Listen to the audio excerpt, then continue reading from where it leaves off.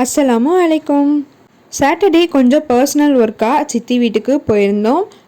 அங்கே போய் ஒர்க் இருந்தனால என்னால் வீடியோ ஷூட் பண்ண முடியல. பட் போகிறதையும் வரதையும் ட்ராவலை ஷூட் பண்ணியிருந்தேன். அதையும் ப்ளஸ் சண்டே சமையலையும் இந்த வீடியோவில் காமிச்சிருக்கேன். வீடியோ எப்பயும் போல் ஓடிட்டுருக்கட்டும், நாம் எப்பயும் போல் பேசலாம். நிறைய பெண்களுக்கு வேலை பார்த்துட்டு இருக்கும்போது ஏதாவது ஒரு வீடியோவை போட்டுட்டு வேலை பார்க்குறது ரொம்பவே பிடிக்கும். பட் நம்ம வேலை பார்த்துட்டு இருக்கப்போ வீடியோவில் அதிகமாக கான்சன்ட்ரேட் பண்ண முடியாது, பட் கேட்க முடியும். அப்படி இந்த வீடியோ அந்த மாதிரி பெண்களுக்கெலாம் ரொம்பவே பிடிக்கும். கண்டிப்பாக ட்ரை பண்ணி பாருங்கள். நீங்கள் ஒரு பக்கம் இந்த வீடியோவை ஆன் பண்ணி விட்டுட்டு அப்பப்போ பார்த்தீங்கன்னா போதும். ஒரு குடும்ப தலைவியாக நம்மளோட லைஃப்பில் அடிக்கடி ஃபேஸ் பண்ணுற இக்கட்டான சூழ்நிலைகள், அதிலிருந்து எப்படி மீண்டு வரலாம், அதை எப்படி ஃபேஸ் பண்ணலாம் அப்படிங்கிறத பற்றி தான் ரெகுலராக நான் ஒரு டாப்பிக்காக எடுத்து பேசுவேன். அப்படி பேசுகிறப்போ உங்கள் மனசில் இருக்கிற எல்லாமே நீங்கள் ஆட்டோமேட்டிக்காக கொட்டி தீக்கிற மாதிரி இருக்கும். உங்கள் அக்கா கிட்டேயோ உங்கள் தங்கச்சிக்கிட்டேயோ பேசுகிற மாதிரி ஒரு ஃபீல் கண்டிப்பாக கிடைக்கும். ஆட்டோமேட்டிக்காக வீடியோ பார்த்துட்டு நான் பேசுனது சம்மந்தமாக நீங்களுமே கமெண்ட் பண்ணுவீங்க. இது மாதிரி நிறைய சிஸ்டர்ஸ் இதுக்கு முன்னாடி வீடியோஸில் பண்ணியிருக்கீங்க. எனக்கு ரொம்பவே சந்தோஷம். ஓகே, இதே மாதிரி நம்ம பயணத்தை தொடரலாம். நம்ம ஒருத்தவங்க இந்த மாதிரி மனம் விட்டு பேசிட்டு நம்ம ஆறுதலாக இருக்கிறது தான் என்னோட வீடியோவோட நோக்கமே.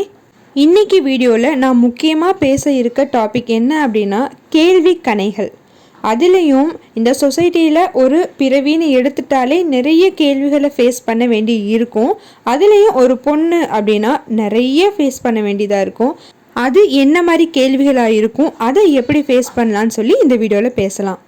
ஒரு பொம்பளை பிள்ளை காலேஜில் ஃபஸ்ட் இயரில் அடி எடுத்து வச்சுட்டாலே போதும், காலேஜ் போயிடுச்சா, எப்போ கல்யாணம், எங்கள் பக்கத்து வீட்லேயே ஒரு பையன் இருக்கான், நான் வேணா சொல்லட்டுமா அப்படின்னு ஆரம்பிச்சிருவாங்க. கல்யாணத்துக்கு அந்த பொண்ணு ரெடி ஆயிடுச்சோ இல்லையோ, பெற்றவங்க ரெடி ஆகிட்டாங்களோ இல்லையோ, சுற்றிலும் இருக்கவங்க மாப்பிள்ளை தேட ஆரம்பிச்சிருவாங்க. கல்யாணம் ஒரு வழியாக முடிஞ்சதுமே என்னம்மா நடக்க வேண்டியதெல்லாம் நடந்து முடிஞ்சிச்சா அப்படின்னு இன்டிமேட்டான விஷயத்தை கூட விட்டு வைக்க மாட்டாங்க. அப்புறம் ஒரு மாதம் ஆனால் போதுங்க, ஏதாவது விசேஷம் இருக்கா, டேட் தள்ளி போயிருக்கா, குழந்தை எப்போ, பாப்பா எப்போ அப்படின்னு ஆரம்பிச்சிருவாங்க.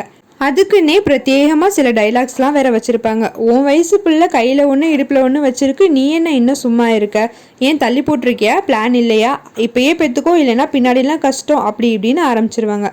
சரி, ஒரு வழியாக குழந்தை பிறந்துருச்சா, அந்த குழந்தைய சார்ந்து நிறைய கேள்விகள் வரும். குழந்தை கரெக்டான டைமில் தவந்துருச்சா, கரெக்டான டைமில் நடந்துருச்சா, 2 வயசு ஆகிடுச்சு, இன்னும் ஒரு ரைம்ஸ் கூட தெரியலையா, ஏன் பேத்திலாம் 4 ரைம்ஸ் மனப்பாடமாக சொல்லும், எப்போ எல்கேஜி சேர்த்த போகிற, எந்த ஸ்கூலில் சேர்த்த போகிற, அட்மிஷன் போட்டாச்சா அப்படின்னு அதுக்கு ஒரு 1008 கேள்வி வரும். அதெல்லாம் முடிஞ்சதுமே 10th போயிடுச்சா, 10th மார்க் என்ன, +2 போயிடுச்சா, +2ல் மார்க் என்ன, நல்ல மார்க் எடுத்திருக்கா, எந்த காலேஜில் சேர்த்த போகிற, என்ன டிபார்ட்மெண்ட் சேர்த்த போகிற, அப்புறம் காலேஜ் முடித்ததுமே பொண்ணாக இருந்தால் எப்போ கல்யாணம், பையனாக இருந்தால் அதை விட கஷ்டம், எப்போ வேலைக்கு போகிறான், எப்போ அம்மா அப்பாவுக்கு சம்பாதிச்சு தரப்போகிறான் அப்படின்னு சொல்லி ஆரம்பிச்சிருவாங்க.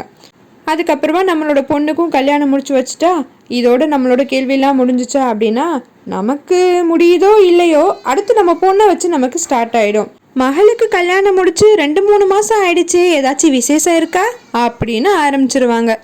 அப்புறம் என்னங்க, மறுபடியும் பேத்தி பேரன் பிறந்துருச்சா, அது தவந்துருச்சா, வளர்ந்துருச்சா, ஸ்கூல் போயிடுச்சா அப்படின்னு சொல்லி மறுபடியும் வந்தா சுட்டா செத்தா ரிப்பீட்டு, வந்தா சுட்டா செத்தா ரிப்பீட்டு அப்படின்னு கேள்வி கணைகள் ரிப்பீட் மோடில் போயிட்டே இருக்குங்க. இதுக்கு ஒரு எண்டே இல்லையா அப்படின்னு தோணிடும். அதுக்கு தான் நாம் இப்போ இந்த கேள்வி சங்கிலிகளை உடைக்க போகிறோங்க. எப்படின்னா, நாம் ஃபஸ்ட்டு அடுத்தவங்கள்ட்ட கேள்வி கேட்கறத நிறுத்தணும். ஆமாங்க, நாம் நினச்சிட்ருப்போம், நான் அடுத்தவங்கள்ட்ட பர்சனல் விஷயம்லாம் பேசவே மாட்டேன், கேட்கவே மாட்டேன், நான் நல்லபடியாக தான் இருக்கேன், ஆனால் அவங்க தான் என்கிட்ட என்னோடய பர்சனல் எல்லாம் கேட்குறாங்க, எனக்கு பிடிக்கவே இல்லை அப்படின்னு நினச்சிட்ருப்போம். ஆனால் நாமளும் அந்த தப்பை செஞ்சுட்டு தான் இருப்போம், நமக்கு அது தெரியவே தெரியாது. நம்ம கேட்குறனால அவங்க கேட்குறாங்க, அவங்க கேட்குறனால நாம் கேட்குறோம், இப்படின்னு தான் போயிட்டே இருக்கும். ஆக்சுவலாக நமக்கு அவங்களோட விஷயம் ஒன்றும் தேவையே பட்டிருக்காது, ஆனால் அவங்க நம்மகிட்ட ஈஸியாக ஒரு விஷயம் கேட்டிருப்பாங்க. அதுக்காண்டி நீ மட்டும் தான் கேட்பேன், இரு நானும் உன்னை கேட்குறேன் அப்படின்னு சொல்லிட்டு அவங்க பர்சனலை கேட்குறேன்னு சொல்லிட்டு நம்ம அதை நோண்ட போய் தேவையில்லாமல் நம்ம அவங்கள தர்ம சங்கடப்படுத்தி அவங்க நம்மளை தர்ம சங்கடப்படுத்தி இதை ரொட்டீனாக வச்சுருக்கோமா இருக்கும். ஸோ இந்த விஷயத்தை டோட்டலாக நம்ம சைட்லேருந்து ஃபஸ்ட்டு சேஞ்ச் பண்ணிக்கலாம். நம்ம நல்லபடியாக நல்லா இருக்கியா, என்ன செய்கிற, ஏது செய்கிற, என்ன சமையல் செஞ்ச அப்படின்னு கேட்குறது பேசுறது அதெல்லாம் தாராளமாக செய்யலாங்க. அதை தாண்டி ஒருத்தவங்க ஒரு பதில் சொல்கிறதுக்கு தயக்கமான ஒரு கேள்வி, இல்லை அவங்கள நம்ம தர்ம சங்கடப்படுத்துகிறோம் அப்படின்னு நமக்கே தெரியும் அந்த கேள்வி, அதை நம்ம முற்றிலுமாக தவிர்த்துக்கலாம். அவங்க நம்மளே கேட்டிருந்தாலுமே சரி, நீ கேட்ட இல்லை நானும் உன்னை கேட்டு எப்படி உன்னை ஹர்ட் பண்ணுறேன் பாரு அப்படிங்கிறதுக்காண்டி நம்ம அதை செய்ய வேண்டாங்க. அதுக்காண்டி நல்லவங்களா இருக்க சொல்லலை, அவங்களுக்கு என்ன பதில் சொல்லலாங்கிறதையும் நான் சொல்கிறேன் பின்னாடி. ஃபஸ்ட்டு அவங்க கேட்டாலும் சரி, இல்லை நம்மளாவே ஸ்டார்ட் பண்ணி ஒரு கேள்வி கேட்குறதா இருந்தாலும் சரி, அதை முற்றிலுமாக நம்ம அவாய்ட் பண்ணிக்கலாம். சரி, நம்ம டீசெண்டாக நடந்துப்போம், நம்ம நல்லவங்களா இருக்கலாம், தேவையில்லாமல் எதுக்கு ஒருத்தவங்களோட பர்சனல் கேள்வியெல்லாம் கேட்டுட்டு இருக்கணும் அப்படின்னு சொல்லி நாம் ஒரு முடிவு எடுத்துருவோம். ஆனாலும் அவங்க நம்மளை விடுவாங்களா? கண்டிப்பாக மாட்டாங்க. ஏம்மா என்னம்மா அப்படின்னு சொல்லிட்டு அடுத்த கேள்வி கேட்க வந்துடுவாங்க. அவங்களுக்கு நம்ம கொடுக்குற பதில் அவங்க கேட்குற கேள்விக்காக இருக்கக்கூடாது. இனிமேட்டு நம்மக்கிட்ட எந்த கேள்வியும் கேட்க முடியாத அளவுக்கு ஒரு பதிலை கொடுக்கணும். அது என்ன மாதிரி பதில் அப்படிங்கிறது உங்கள் சாமர்த்தியம்.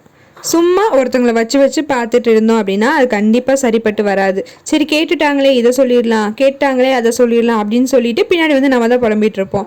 நான் எந்த விஷயமே அவங்களுக்கு கேட்கவே மாட்டேங்கிறேன், அவங்க எப்படியோ நோண்டி என்கிட்ட எல்லா மேட்டரையும் கறந்துடுறாங்க அப்படின்னு ஃபீல் பண்ணுவோமா?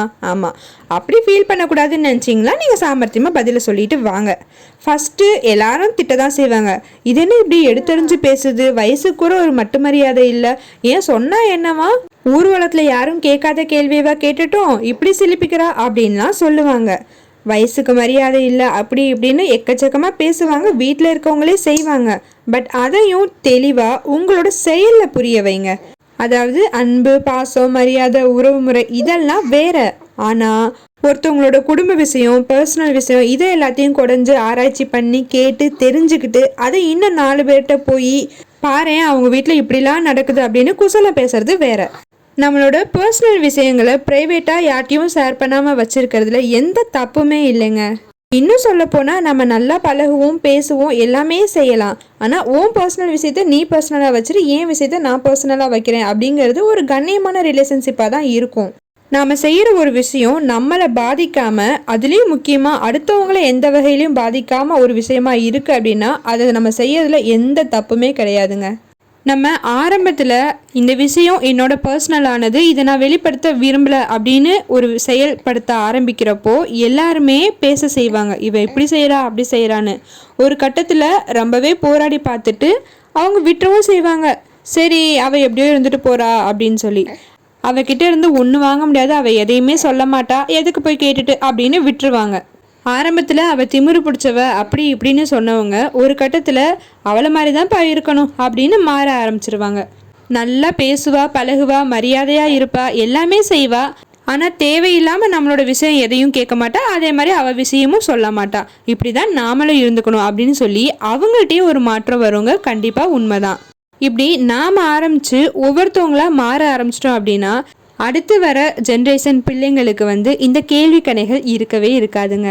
அவங்கவுங்களோட வாழ்க்கை, அவங்கவுங்களோட முடிவுகள்னு சொல்லி எல்லாத்தோட வாழ்க்கையும் நிம்மதியாகவும் சந்தோஷமாகவும் போயிட்டு இருக்கோங்க.